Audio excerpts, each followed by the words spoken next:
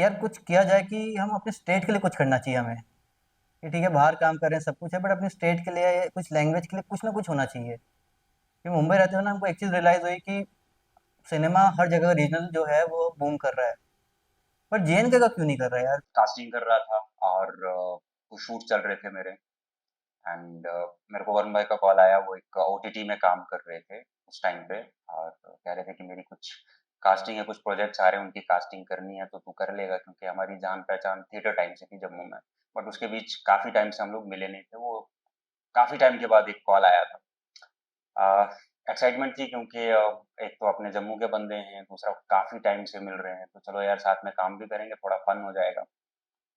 उस प्रोजेक्ट की हमने कास्टिंग की साथ में मिलके, और मेरा काम वहीं पे खत्म हो गया, मैं निकल गया और अपने दूसरे काम में लग गया। फिर एक दिन ऐसे ही दोबारा मुलाकात हुई वरुण भाई के साथ, बैठे थे किसी कैफ़े में। तो वरुण भाई ने बोला कि यार बहुत हो गया, कुछ कुछ अलग करना है। तो ऐसे ही वहीं से ही एक आइडिया जो है वो निकला कि जिस ओटीटी में आप काम कर रहे थे वहाँ पे आपने सीखा, हमने सीखा ओटीटी कैसे चलता है, कैसे रन करता है, क्या चीज़ें होती हैं। तो क्यों ना एक अपना ओटीटी जम्मू में खोलें। वैसे आइडिया क्लिक हुआ एक दिन, तो मैंने साजन को फ़ोन किया। साजन उस टाइम ऑस्ट्रेलिया था। तो उसको मैंने बोला यार साजन एक आइडिया है, एक बिजनेस आइडिया है, अगर हम कर सकते हैं तो अपने स्टेट के लिए एक ओटीटी चैनल स्टार्ट करते हैं। कॉल आता है कि ओटीटी खोलते हैं। मैंने कहा ठीक है, शुरू करते हैं। सच बताऊं तो तब ओटीटी का फुल फॉर्म भी नहीं पता था। वो सर्च किया तो पता चला कि ये होता है ओटीटी। बट वरुण ने जिस तरह से कॉल किया, जिस तरह उसका कॉन्फिडेंस था, उसके कॉन्फिडेंस से ही मुझे भी कॉन्फिडेंस आया कि ठीक है, कुछ ना कुछ तो करना है और डिफरेंट है। मेरी फील्ड से तो कुछ भी रिलेटेड नहीं है, क्योंकि मैं फाइनेंस का था तो फाइनेंस को अच्छी तरह से जानता हूँ, बैलेंस शीट पढ़ सकता हूँ, प्रॉफिट लॉस निकाल सकता हूँ, फ़िल्म मेकिंग कैसे होती है, प्रोडक्शन कैसे होता है, डायरेक्शन कैसे होती है, इसका कोई आइडिया नहीं था। बट जस्ट कि जो उसका विज़न था, जिस तरह से उसने मुझे फ़ोन कॉल पे एक्सप्लेन किया, तो मुझे लगा कि अगर हम मिलके साथ में करते हैं, तो इसको अचीव कर पाएँगे। तो वहाँ से हम लोग की जर्नी स्टार्ट हुई एक फ़ोन कॉल पे। फिर उसके बाद मतलब मैं मुंबई में था, तो अभी 1 साल मैंने वहाँ पे किया, रिसर्च किया, देखा कैसे होता है, क्या होता है। आहिस्ता-आहिस्ता हमें मतलब आइडिया आना शुरू हुए, क्योंकि ये कंटेंट और मार्केटिंग तो ठीक था बट हमारे में कोई आईटी एक्सपर्ट नहीं था उस टाइम पे। तो क्या होगा कि ऐप कहाँ से स्टार्ट होगा हमारा। तो ऐप के लिए हमने ढूँढना स्टार्ट किया, कंटेंट हमने सॉर्ट किया, चीज़ें हमने डिसाइड की। जब हमने दोनों को फाइनलाइज़ हुआ कि हम दोनों ये आगे कंटिन्यू कर सकते हैं, तो मैंने उस टाइम पे मुंबई छोड़ दिया और साजन ऑस्ट्रेलिया छोड़ के वापस इंडिया आ गया। तो वो हमारा फर्स्ट डे था कि हमने जब प्लान किया कि आज हम ओटीटी स्टार्ट कर रहे हैं और हम वापस अपने शहर में आ गए, जम्मू आ गए। अब जम्मू आने के बाद मेन चीज़ थी कि अब टीम कैसे बिल्डअप करें। तो उस टीम के लिए मेरे पास एक हमारे सीनियर थे, तो उनका नाम है रोहित भैया। तो जब वरुण ने मेरे साथ इस ओटीटी प्लेटफॉर्म की जब मेरे साथ ये कॉन्सेप्ट डिस्कस किया, तो मुझे ऐसा लगा, पहला मेरा ये आइडिया था कि इट्स इम्पॉसिबल आप जम्मू में इस तरीके का आइडिया को अगर इम्प्लीमेंट कर सको, क्योंकि यहाँ पे उस तरीके का कल्चर नहीं है कि आप लोग रेगुलर काम करो, है ना। वो रेगुलर काम करने की एक अर्ज नहीं है यहाँ पे। यहाँ पे इंडिविजुअल आर्टिस्ट जो काम कर रहे हैं, वो भी उनको इकट्ठा करना है एक प्लेटफॉर्म के लिए। तो मेरे लिए बहुत सारी मेरे सवाल में, मेरे दिल में भी बहुत सारे सवाल थे। फिर हम जब वरुण के साथ, जब मैं साजन के साथ बैठा और इन्होंने एक प्रॉपर तरीके से पूरे आइडिया बताया, और उसके बाद उन्होंने बताया कि हमारे पास ये इस तरीके से हम देख रहे हैं, क्योंकि वो ऑलरेडी एक ओटीटी प्लेटफॉर्म के लिए काम करके आया हुआ था और उसका अपना एक अलग तरीके का एक्सपीरियंस था। क्योंकि मैं उसको फॉलो कर रहा था, क्योंकि वो सुरमा कर रहा था, हैदर कर रहा था। तो जम्मू के जितने भी आर्टिस्ट थे जो बॉम्बे में काम कर रहे थे, ऑलमोस्ट मेरी सबके साथ अच्छी ट्यूनिंग थी, उनके साथ काम भी कर रहा था, बातचीत भी चल रही थी। लेकिन बात वही आ जाती है कि जम्मू में अगर इस आइडिया को अगर डेवलप करना है, तो मतलब बहुत कुछ था दिमाग में। लेकिन फिर वही है कि हम लोगों ने ये इनिशिएट किया कि हम करके देखते हैं। अपना ऑफिस स्टार्ट किया जहाँ पे हमने एक अपनी स्पेस ली। वहाँ पे हमने जैसे थोड़ा सा एक नॉर्मल स्टार्टअप ही था हमारा, कोई इतना भी लैविश स्पेस नहीं थी। तो वहाँ पे हमने ओटीटी का अपना ऑफिस का सेटअप किया, रोहित भैया से बात की। तो रोहित भैया ने कहा कि मेरे पास ना 2 स्टूडेंट है, या 2 मेरे एक्टर हैं, एक राइटर है, तो मैं उनके साथ मतलब बैठ के एक बार काम करता हूँ।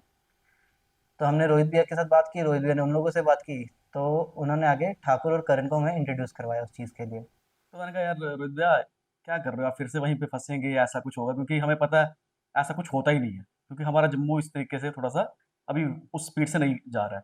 तो मैंने कहा यार रोहित भैया मुझे लगता नहीं ऐसा कुछ। तो उन्होंने कहा कि नहीं, हमारा एक फ्रेंड है, मतलब मेरा दोस्त है ठाकुर, संदीप ठाकुर, तो वो कहता है, वो भी कहते हैं कि वो भी टीम में है, तो एक बारी ना हम मिल लेते हैं। तो मैंने कहा चलो ठीक है। उस वक्त मुझे बिल्कुल भी अंदाजा नहीं था कि ये थोड़ा सा सीरियस प्रोजेक्ट होगा, क्योंकि मैं कहता कि ऐसा ही होगा, मतलब हवा में ही होगा। लोग करते हैं बातें, बहुत सारी हमारे से पहले भी चीज़ें गुजर चुकी हैं। तो मैंने कहा कि ठीक है रोहित भैया मिल लेते हैं, आप कह रहे हो तो फिर मेरे को ऐसा है कि हाँ यार कर लेते हैं। फिर जब उनका मोटिव सुना कि लैंग्वेजेस में अपना रीजनल रहेगा, डोगरी हो, भद्रवाही हो, कश्मीरी हो, लद्दाखी हो, हम सब में डब जो भी जितना कंटेंट बनेगा, कैसे क्या नहीं पता, लेकिन हमारा हम ये सब करेंगे ही करेंगे, अपनी रीजनल लैंग्वेज में करेंगे ही करेंगे। तो वो जब ऐसा होता है ना कि जब एक तरफ की आग ठंडी पड़ चुकी हो और जब सामने वाला आपको दिखने लगता है एक टाइम के बाद कि यार ये सिर्फ बातें नहीं है, और जब 4-5 महीने हो चुके हैं हमने एक साथ काम किया, तो मैं कहा हाँ यार, यहाँ अपना वो जितना टाइम है, वो जो चीज़ है, एक एक लास्ट टाइम मिला है। एक लास्ट टाइम है वहाँ पर जिसको कहते हैं ना कि यार सब कुछ दाँव पे लगा देना। अब है कि मेन एक्सपेक्ट कि आप शूट कैसे करेंगे, कैमरा क्या चाहिए, कहाँ से आएगा, डीओपी कौन होगा, सिनेमेटोग्राफर कौन होगा। तो हमने काफ़ी हसल किया इसके लिए कि मतलब कहाँ से हम ढूँढेंगे, क्या है, हमने 2-3 लोगों को अप्रोच किया। तो इतने में रोहित भैया ने हमें कहा कि एक मेरा फ्रेंड है, तो मैं एक उससे बात करता हूँ। तो मैं रोहित भैया को काफ़ी टाइम से जानता था, तो मैं रोहित भैया को जब भी मिलता था तो मैं उनको बोलता था कि भैया कोई आपके पास स्क्रिप्ट या कुछ भी होगा तो आप मुझे शेयर करना, हम दोनों मिलकर कुछ एक शॉर्ट फिल्म या डॉक्यूमेंट्री कुछ भी होगा तो हम वो शूट करेंगे। क्योंकि मुझे ना कुछ रेगुलरली बेस पे यही था कि कुछ न्यू सीखने को मिले, क्योंकि मैं जो भी जिस फील्ड में वर्क कर रहा हूँ अभी, पहले करता था या फिर अभी कर रहा हूँ, तो वो लाइक थोड़ी डिफरेंट फील्ड्स हैं जो नॉर्मली सभी कर रहे हैं, तो मुझे वही था कि कुछ न्यू और एडवांस सीखने का। तो मेरे को एक दिन ऐसे भैया का कॉल आया मुझे कि रोहित भैया का कि मेरे को कुछ फ्रेंड्स हैं जो बॉम्बे से आए हैं, तो उनका कुछ एक प्रोजेक्ट है, वो ना जम्मू में करना चाहते हैं, तो वाई नॉट कि तुम मिल ले एक बार। तो मैंने ठीक है, तो हम ऐसे ही एक भैया ने बोला कि बॉब प्लाजा मिल लेते हैं। बॉब प्लाजा में एक कैफ़े है करके, चाय गरम, तो हम वहाँ पे जाके मिले। तो फर्स्ट टाइम मुझे वहाँ पर मिले साजन भैया और वरुण भैया। तो उन्होंने मुझे पूरा प्लान बताया कि स्नोटेल्स के लिए कि क्या है, लाइक स्नोटेल एंटरटेनमेंट क्या करना चाहती है जम्मू में। तो वो एक काफ़ी अच्छा प्लेटफॉर्म है एक जम्मू के लिए और सारे वही जम्मू कश्मीर के लिए। ऑटोमेटिकली हमने सोचा नहीं था, बट ये टीम एक अपनी ही तरह इकट्ठी हुई और ये टीम आहिस्ता आहिस्ता एक फैमिली की तरह बन गई। जो हमारा बॉन्ड है टीम का, वो मुझे देखकर इतना इतना अच्छा लगता है कि हाँ, कि जब आइडियाज़ क्लियर हो, जब एक ही पेज पे एक ही सारी टीम हो, तो काम कितनी तेज़ी से वो ऐसे-ऐसे प्रोजेक्ट हमने अभी इन पिछले दिनों किया, जो अगर आप पेजेज़ पे देखो तो वो ऐसा लगता है कि यार नहीं होगा यार, ये 5 लोग 6 लोग क्या करेंगे? एक विकास भाई है ना? क्या अनु भाई है, वरुण भाई है, साजन भाई है, रोहित भाई है, करण भाई है, तो मुझे ऐसा लगता है कि यार 6-7 लोग टोटल है इनकी टीम में।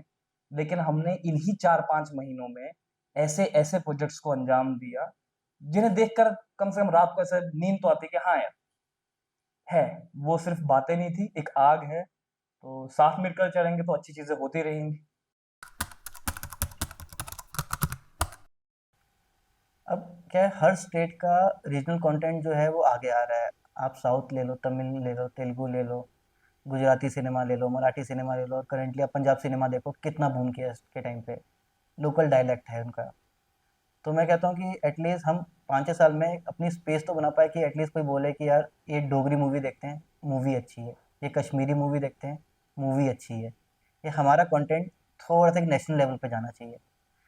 हमारी यहाँ की टीम नेशनल लेवल पे जानी चाहिए, यहाँ के आर्टिस्ट, यहाँ के लोग एटलीस्ट रिकॉग्नाइजेशन मिले यार, नहीं जेएनके के अंदर बहुत टैलेंट है। कि हमारा खुद का जेएंडके जम्मू एंड कश्मीर का प्लेटफॉर्म होगा, हमारी रीजनल लैंग्वेजेस होंगी, हिंदी भी रहेगी लेकिन उसके साथ डोगरी, कश्मीरी, जितनी भी हमारी लैंग्वेजेस हैं, लद्दाखी, भदरवाही, उन सब में रहेगा। कि हमारा कल्चर नेशनली जाना जाए, नॉट जस्ट नेशनली, इंटरनेशनली भी लोग रिकग्नाइज करें कि हाँ इस कल्चर में खूबियाँ हैं, बहुत सारा सीखने को है।